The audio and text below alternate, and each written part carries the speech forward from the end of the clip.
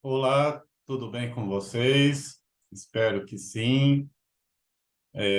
Ainda há tempo de desejar um feliz 2023 para todos, para todas, que seja um excelente ano, né?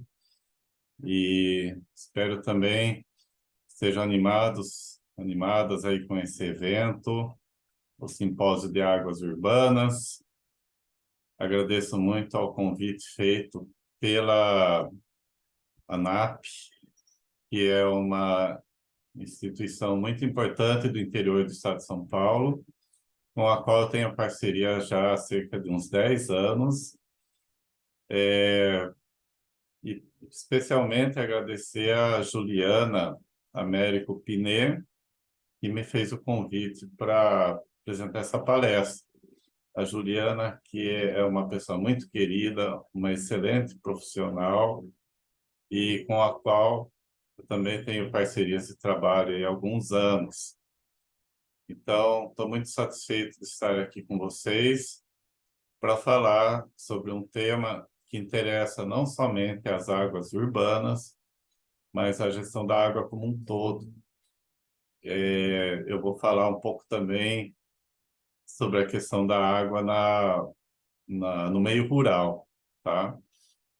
É, meu nome é Salvador Carpe Júnior, eu sou geógrafo, trabalho no Instituto de Geociências da Unicamp, e tenho doutorado em Geociências e Meio Ambiente.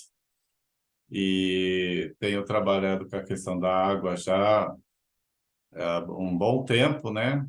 E principalmente a partir desse meu doutorado. Cada época, em cada contexto, trabalhando com uma questão um pouco diversificada, né?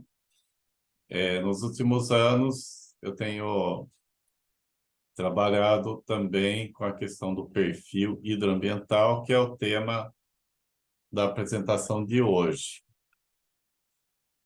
Bem, então eu vou compartilhar a apresentação com vocês.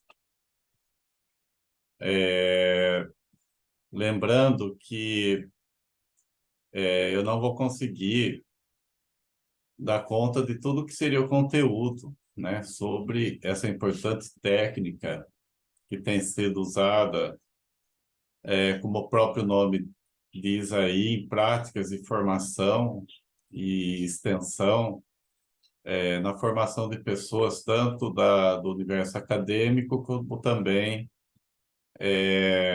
de pessoas interessadas, pessoas das entidades civis, cidadãos comuns também.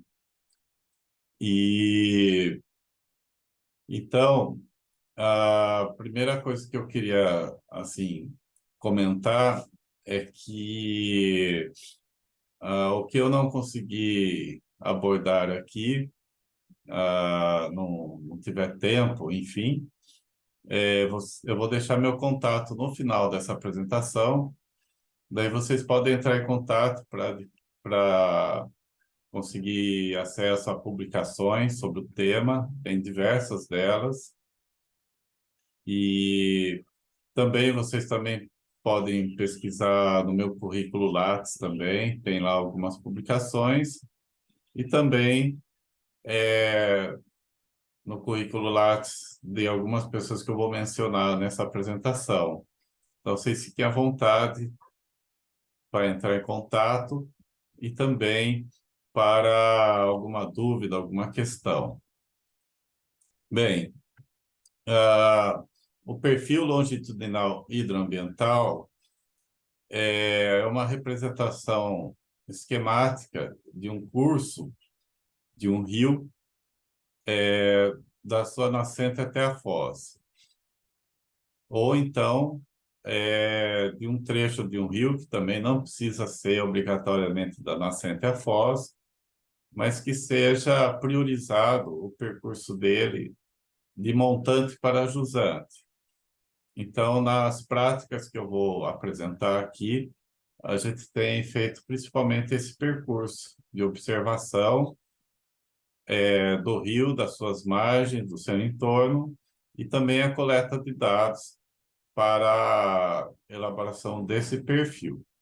Ele é longitudinal porque você tem uma visão dele nesse sentido, né, da nascente até a foz, e ele é hidroambiental porque é focado na água, nas características dessa água, mas também do ambiente em torno. Por isso que ele é hidroambiental, trabalhando com o curso d'água nas suas relações com outros elementos do ambiente, tanto ambiente natural, como também as edificações humanas, o uso das terras, tudo que é estabelecido no entorno desse curso d'água. Essa figura que vocês estão vendo aí, ela foi registrada no município de Fernandópolis, é o córrego Santa Rita, e de uma atividade que foi desenvolvida na Unidade de Gestão de Recursos Hídricos Turvo e Grande, que foi um trabalho que foi solicitado pela Câmara Técnica de Educação Ambiental do Comitê de Bacias local. E nessa foto aparece inclusive a Juliana, que acabei de mencionar, né? Ela participou dessa formação. Estávamos lá, a nossa equipe, e aí tem uma parte dos integrantes do curso, né? Os participantes do curso que desenvolvemos lá.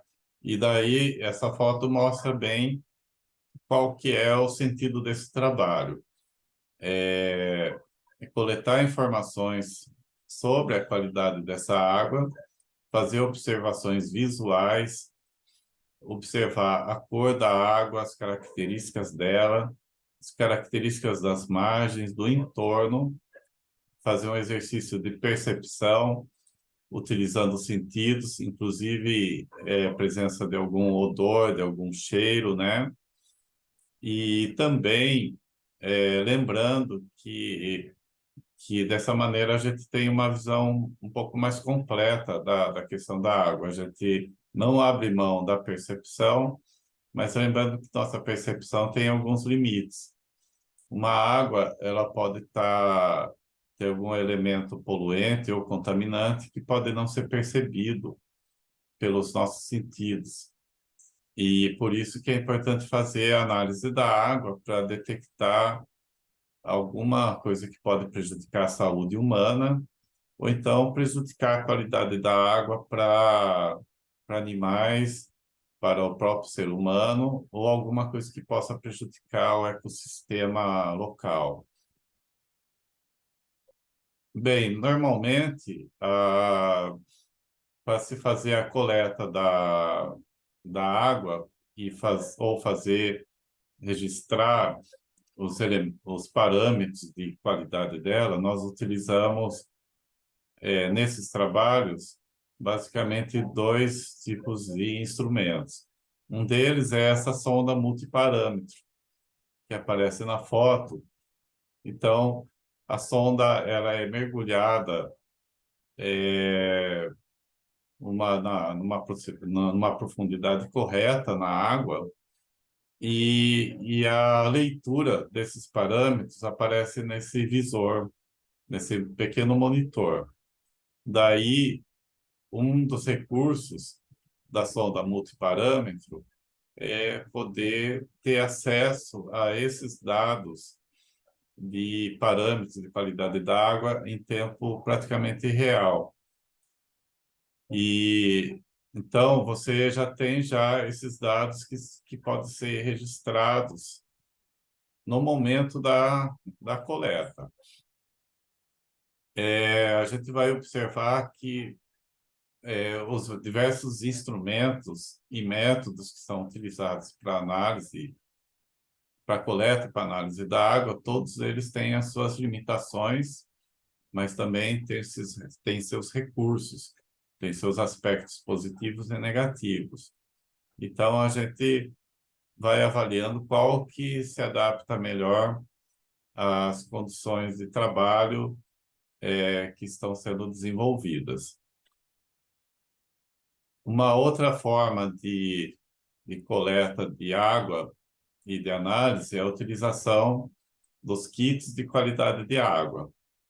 Então, como vocês estão vendo, o EcoKit, né, ele vem numa maleta. Nessa maleta tem diversos objetos que são utilizados, tem reagentes que são utilizados para a identificação dos índices de parâmetro, né, de qualidade de água. Tem também uma microestufa, que ela é usada para se armazenar o material que é coletado para se fazer análise de coliformes totais e fecais. E, além disso, existe também cubetas para armazenar água, existe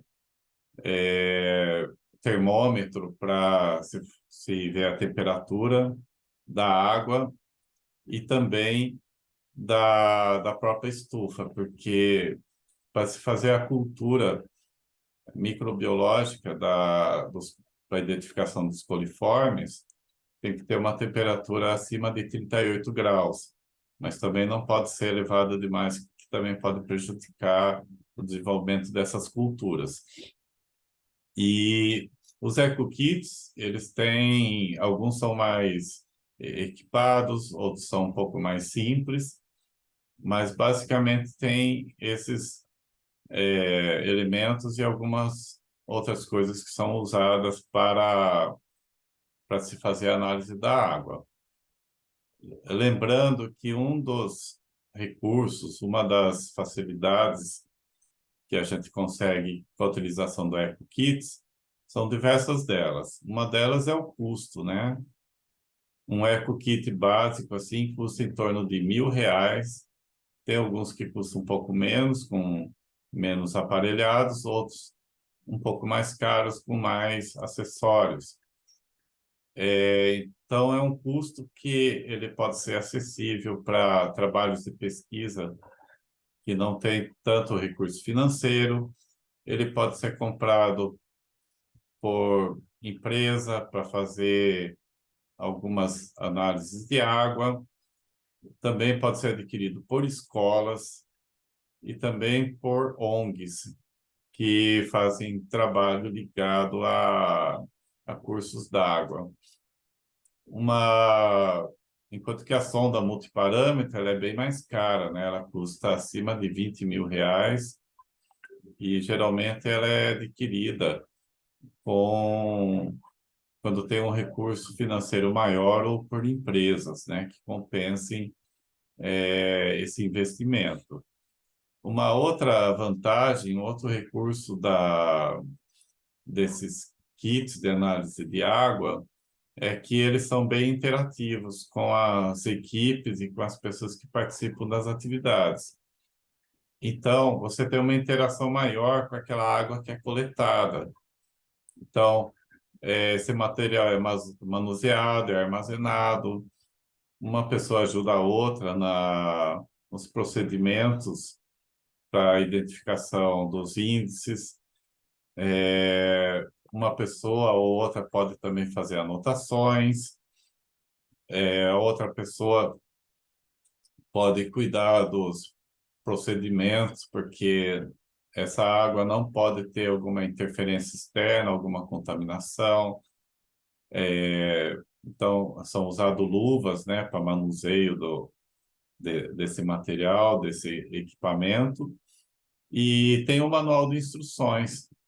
Esse manual, ele permite que a pessoa, mesmo que não tenha uma familiaridade tão grande com a questão da água, né, e com análises físico-químicas ou microbiológicas, com esse manual de instruções a pessoa consegue, principalmente se tiver até mais de uma pessoa para ajudar, a pessoa consegue fazer a coleta e análise da água, por conta de ter esse manual que informa todos os passos e procedimentos. Então, como eu falei para vocês,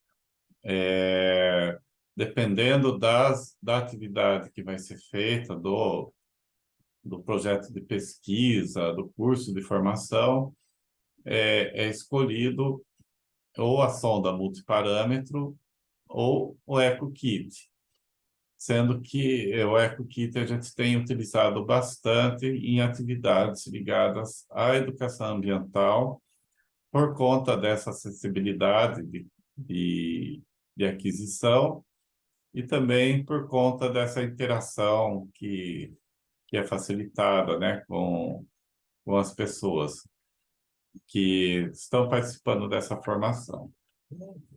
Bem, as atividades que eu vou mostrar aqui para vocês, elas são basicamente ligadas a cursos de formação sobre perfil ambiental e algumas atividades que não foi exatamente um curso, mas teve coleta e análise da água. Então, eu sistematizei essas experiências desde o ano de 2010 até a atividade que vai ser realizada este ano aqui, distribuídas no mapa do estado de São Paulo.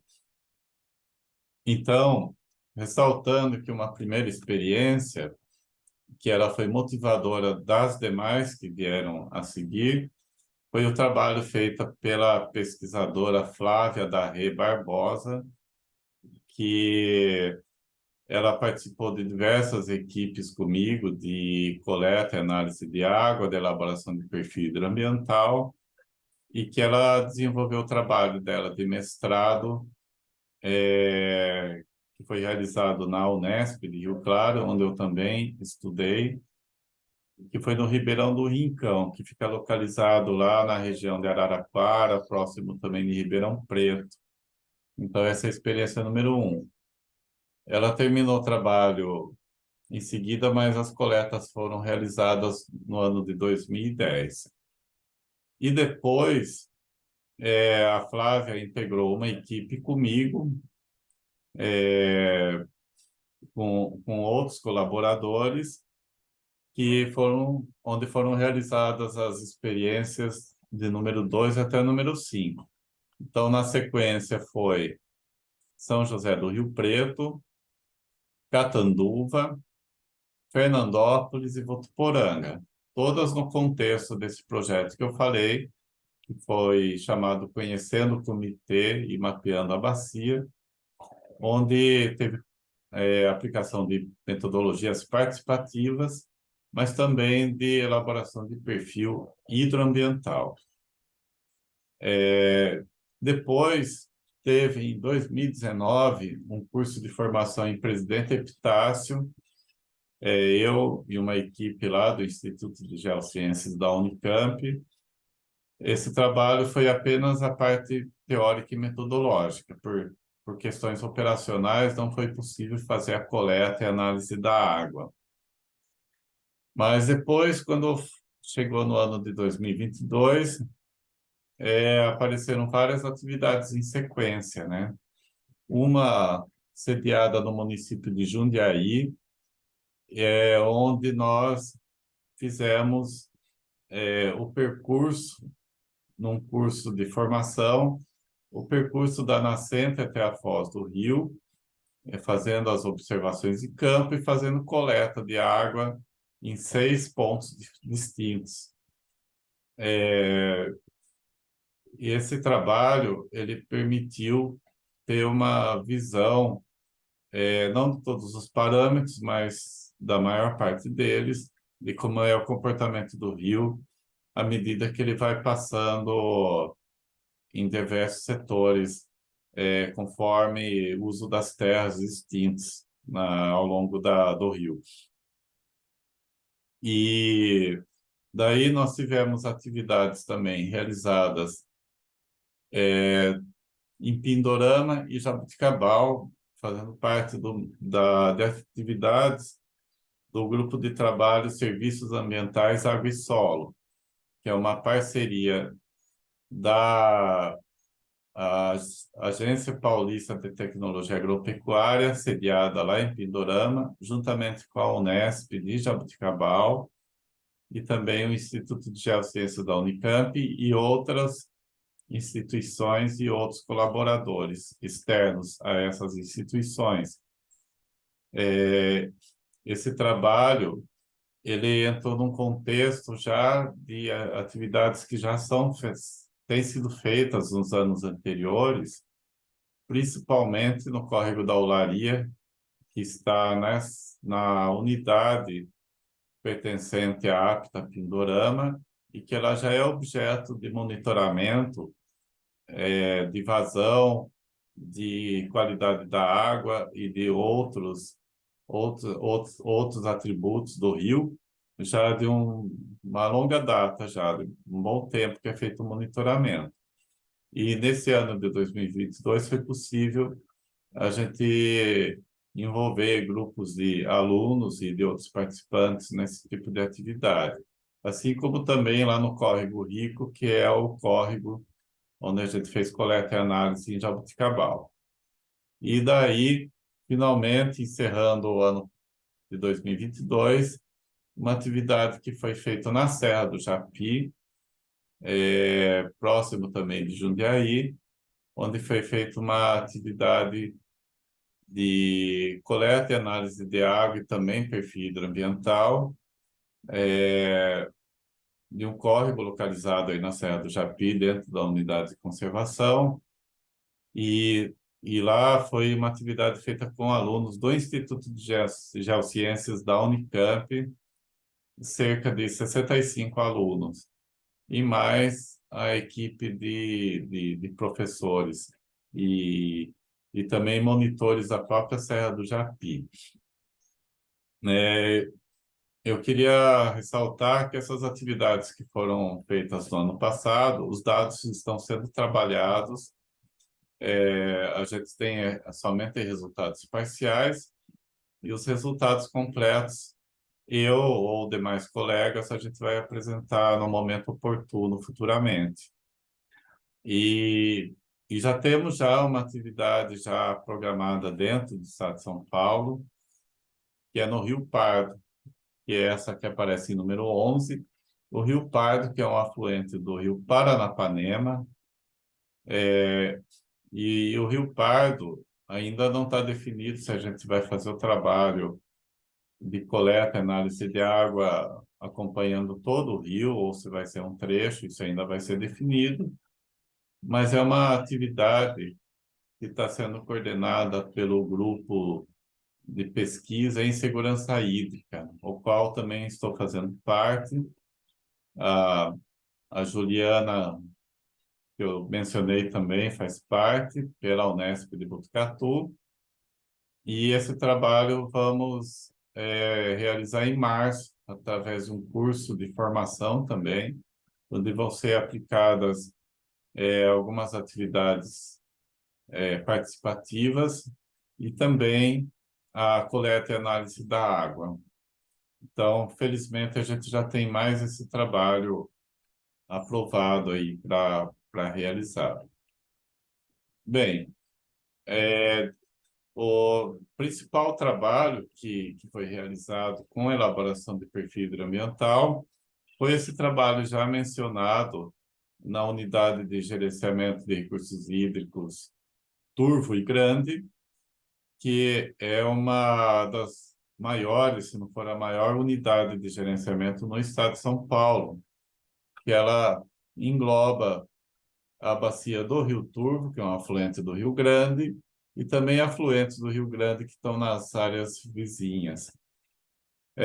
Por esse mapa, dá para observar que a distribuição dos locais de coleta e análise de água respeitaram diversos setores dessa unidade de gestão.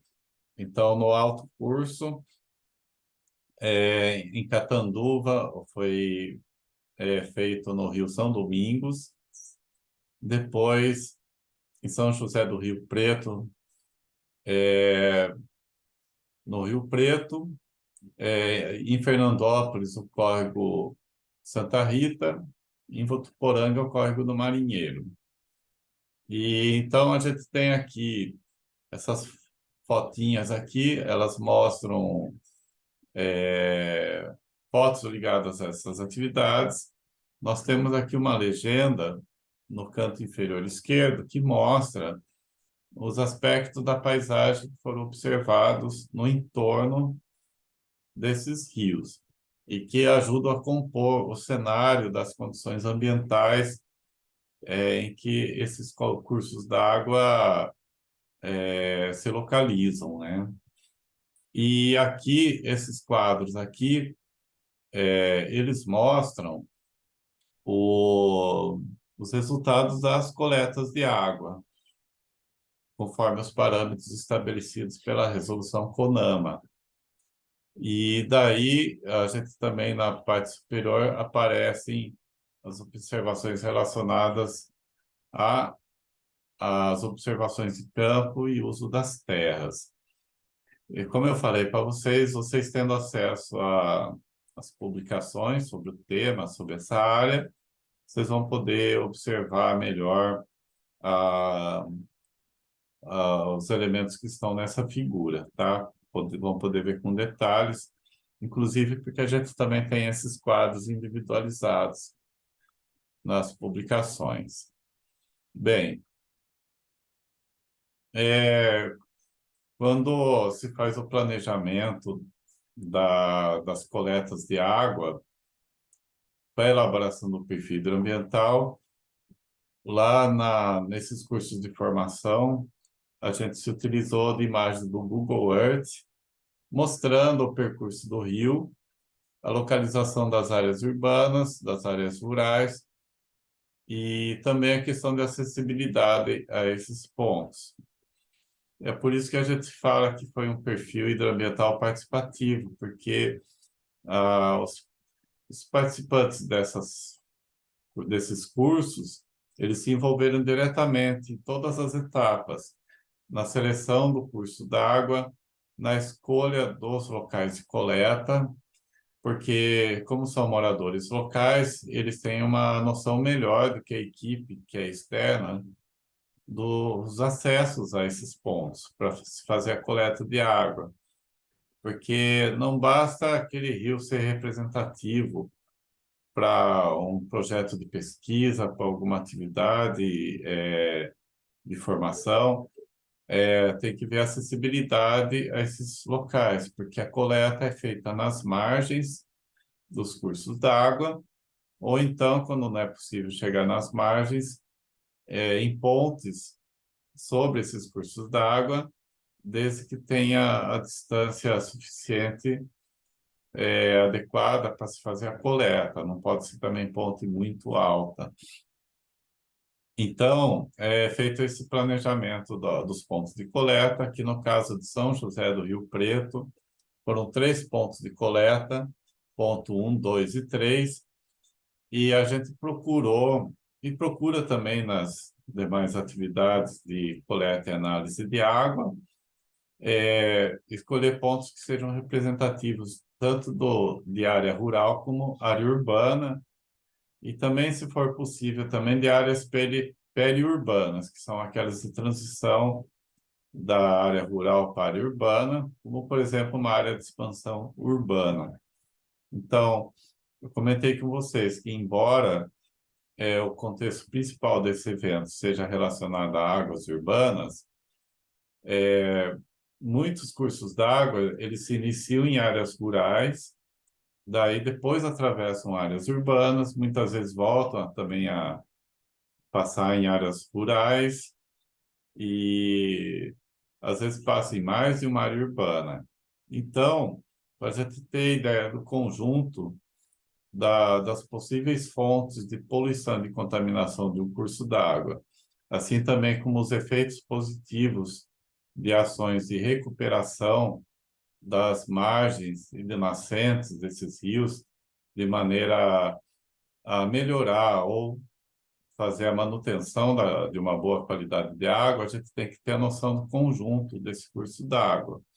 Por isso que a gente procurou fazer estrategicamente, a gente escolheu pontos que representassem possíveis fontes de contaminação e de poluição, tanto ligado às áreas rurais, como atividades agrícolas, criação de animais, ou então atividades que não são propriamente do meio rural, mas que estão nessas áreas rurais, como locais de despejo de lixo,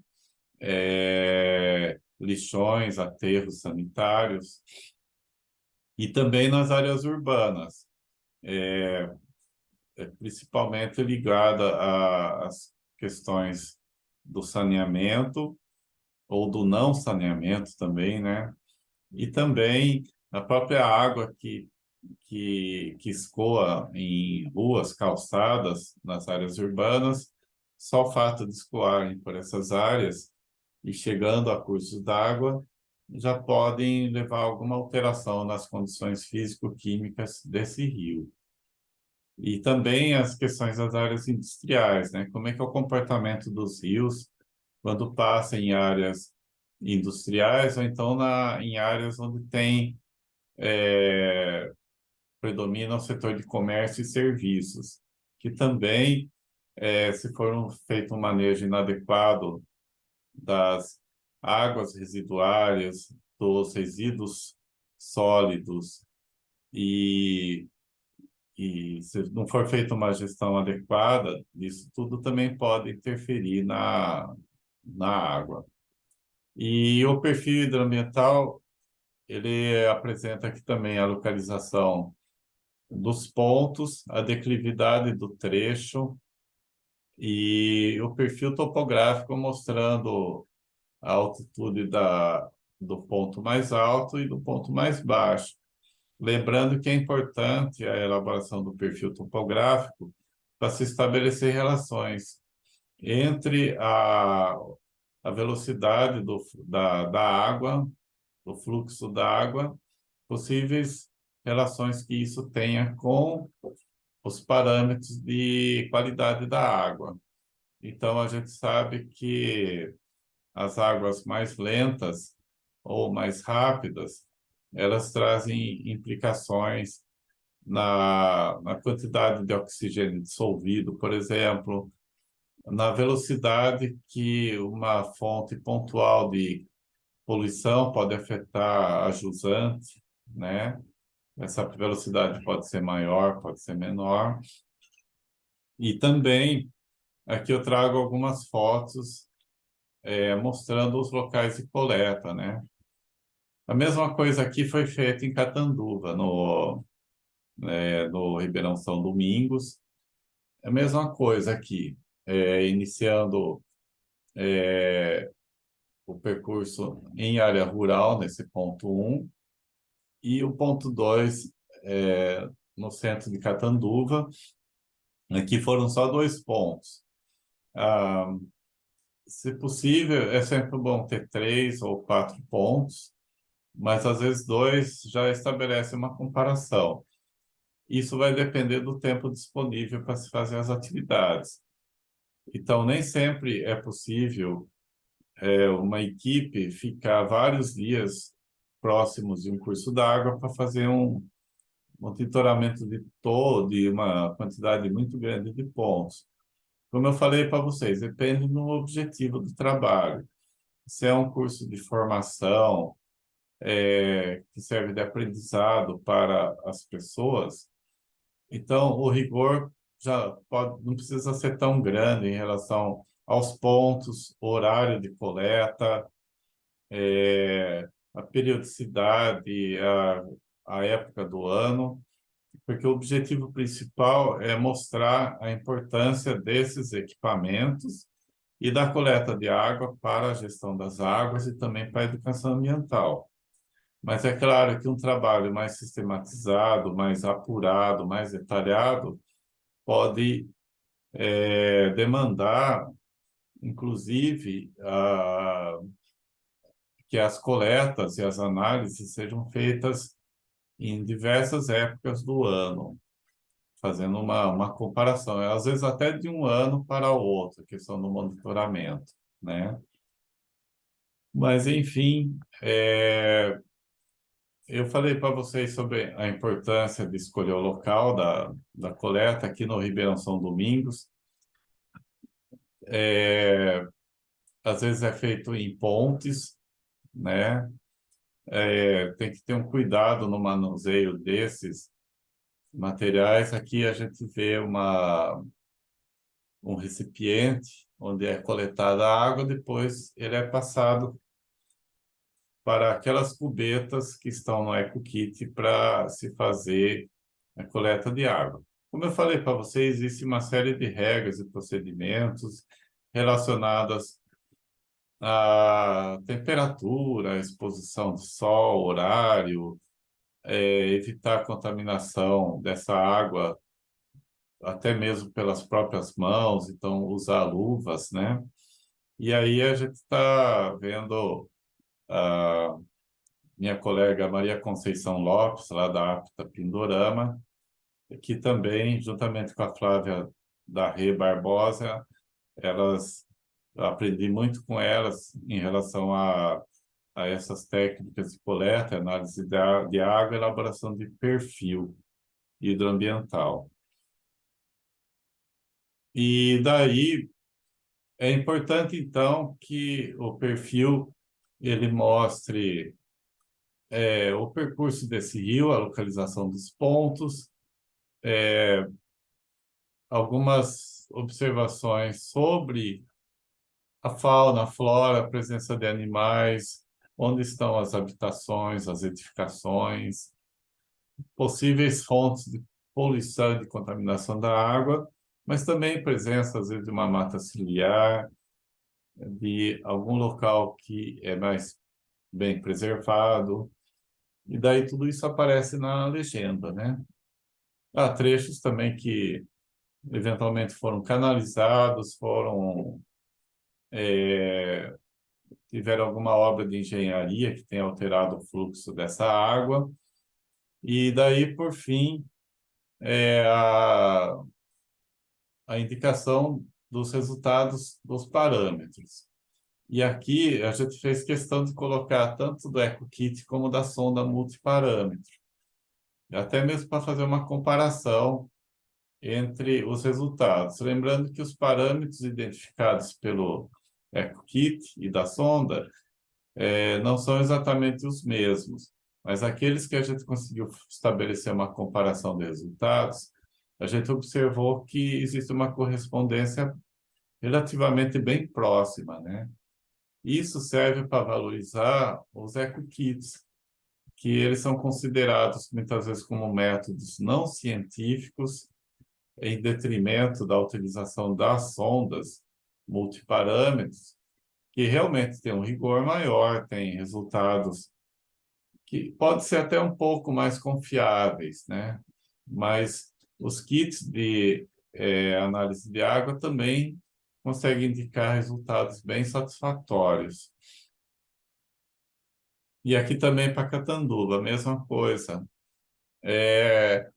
As representações esquemáticas dos perfis hidroambientais, eles valorizam a indicação do trecho que foi percorrido, dos locais de observação e de coleta, o sentido do fluxo d'água, a indicação de montante para jusante, a variação de altitude desses locais, as indicações das observações feitas no entorno e, e o principal que vocês veem aí é a questão dos resultados desses parâmetros e, além disso, ainda colocar as informações ligadas à percepção visual e olfativa relacionada a essa água.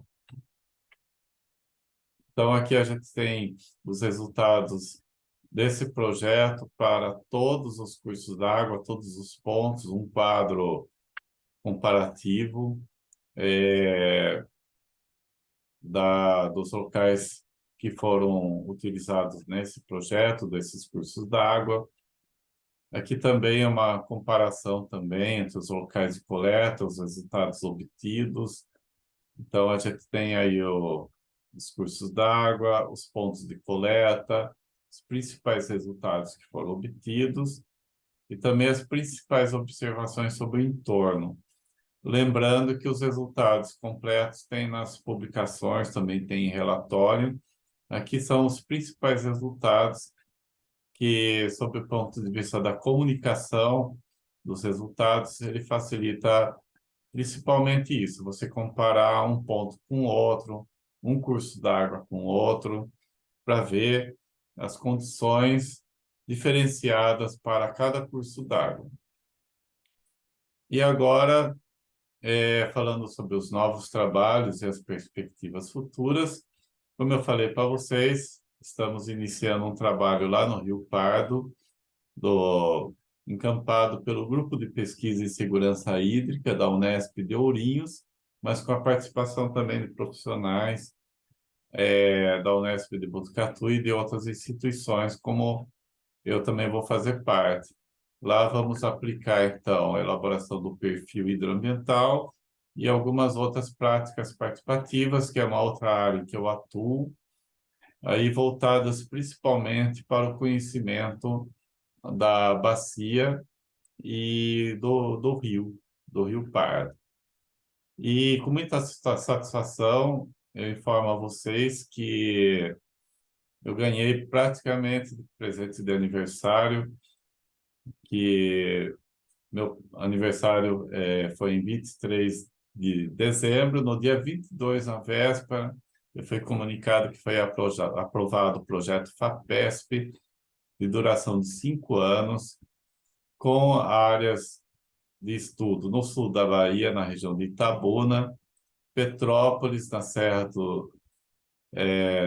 dos Órgãos, no estado do Rio, e no Baixo Paraíba do Sul, também no estado do Rio, e na ilha de São Sebastião, que é conhecida também como Ilha Bela, no litoral de São Paulo, onde lá vão ser estudados riscos, vulnerabilidades, inclusive a vulnerabilidade ambiental, como também social, por conta das populações que vivem às margens desses rios. Questões ligadas à enchente, as relações entre vazão e qualidade de água, a participação comunitária para desvendar as características desses locais, mas também ver como é que é o enfrentamento dessas populações diante dessas situações de risco, principalmente enchentes. E, por fim, as práticas educativas que vão ser estudadas também nesse projeto, tanto na educação formal, que é aquela que é aplicada em escolas, como também não formal, que é fora do ambiente escolar. A gente vai ver como é que todas essas informações elas podem compor materiais didáticos e informativos para estudantes e para as populações ribeirinhas desses cursos d'água. Então, esse projeto a gente também vai começar esse ano aqui e certamente vai trazer resultados bem interessantes que a gente vai divulgar à medida que eles forem sendo produzidos. E algumas conclusões, tá? Encerrando essa apresentação, eu queria ressaltar a importância dos estudos que envolvem a água, a importância disso tanto para a ciência como a educação, e particularmente nos trabalhos sobre coleta e análise de água e elaboração de perfil hidroambiental, eles são muito importantes para a ciência como um todo, porque a água é um, é um tema assim que é interdisciplinar, que envolve muitas áreas de conhecimento. E a interdisciplinaridade é um dos pilares do desenvolvimento científico, porque uma, uma ciência vai municiando a outra de métodos e técnicas de conhecimento para alavancar esses estudos sobre a água. E a educação, então, nem se fala, né? Ah, na ciência, eu falei que a água é um tema interdisciplinar. Na educação, é considerado um tema transversal. O próprio nome diz, ele vai atravessando várias ciências e várias áreas de conhecimento. E também, quando se trata de práticas educativas, também tem que ter uma visão de conjunto.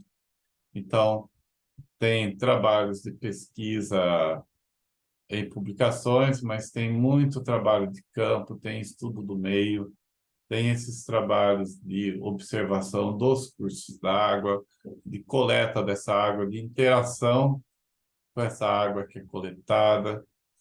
E lembrando que ciência e educação sempre têm que estar juntos, né? Um alimenta o outro. É a importância para a educação ambiental. Como eu falei para vocês, a água ela tem que ser estudada dentro do contexto do ambiente como um todo. Então, a educação ambiental ganha muito com as atividades ligadas à água. E como a água também é um bem de patrimônio público, é algo que tem que ser reconhecido, tem que ser valorizado, tem que ser preservado como outros elementos do patrimônio.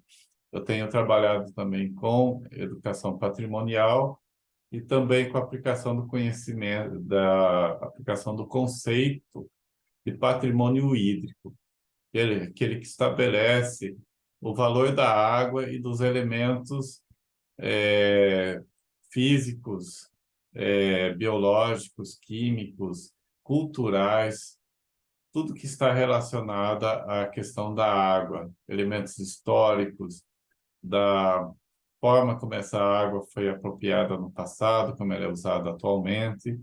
Então, a gente vê uma proximidade muito grande entre educação ambiental e patrimonial, e ambas são muito importantes para o conhecimento dos rios. E lembrar vocês, então, a vinculação com eixos temáticos desse simpósio de águas urbanas. Eu vi que tem uma aproximação maior com a educação ambiental e práticas ambientais de proteção das águas urbanas, mas lembrando isso, né, que os rios eles nascem em áreas rurais. As áreas rurais são aquelas que fornecem o fluxo d'água necessário das nascentes e dos tributários iniciais, mais do que as áreas urbanas. As áreas urbanas são bastante consumidoras da água, mas as áreas produtoras de água estão nas áreas rurais. Por isso que a gente não pode perder de vista a importância também a importância da água nas áreas rurais para as áreas urbanas. E,